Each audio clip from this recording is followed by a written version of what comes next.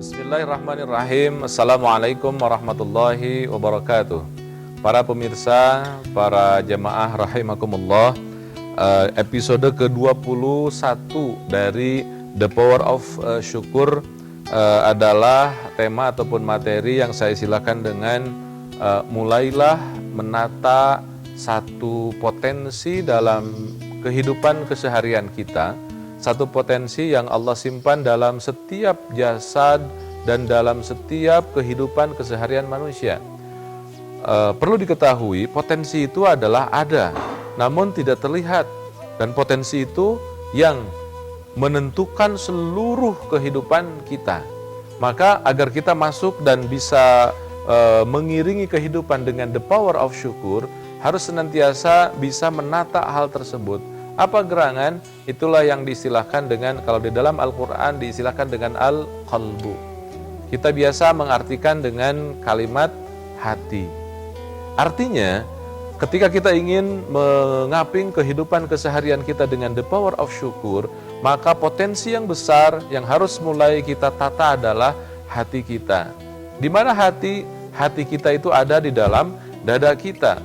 Dalam Al-Quran digambarkan, innahum laisal a'ma al-absar walakinnal a'ma al-qulub allati fis sudur, bahwa qulub itu ada di dalam as-sudur, dalam dada kita. Nah, kalau kata orang kalau dalam bahasa Arab diartikan qalbun itu karena senantiasa tataqallub, senantiasa berubah-ubah. Maka ada doa yang Rasulullah Sallallahu Alaihi Wasallam contohkan, ya muqallibal qulub, ya Allah yang senantiasa merubah-rubah hati, senantiasa menguasai perpindahan hati. Tsabbit qulubana ala dinika wa ala ta'atika, tepatkanlah, kuatkanlah ya Allah dalam apingan nilai-nilaimu. Tsabbit qulubana ala dinika wa ala ta'atika. Para jamaah, para pemirsa rahimakumullah, menata hati untuk mempersiapkan diri menjadi orang-orang yang senantiasa berada dalam the power of syukur adalah merupakan prasyarat sehingga semua nilai-nilai di dalam Al-Quran, di dalam hadis kita bisa landingkan dalam kehidupan keseharian kita. Syaratnya satu, jadilah kita menjadi orang yang mampu menata hati. Ingat, Rasulullah mengingatkan kepada kita, ala anna fil jasadi mudghah, idza fasadat fasadal jasadu kullu, wa idza saluhat saluhal jasadu kullu, ala wahiyya al-qalbu. Maka tatalah hati kita. Timbul pertanyaan berikutnya, bagaimana agar kita bisa menata hati? Menata hati yang harus dimunculkan adalah satu kata, apa?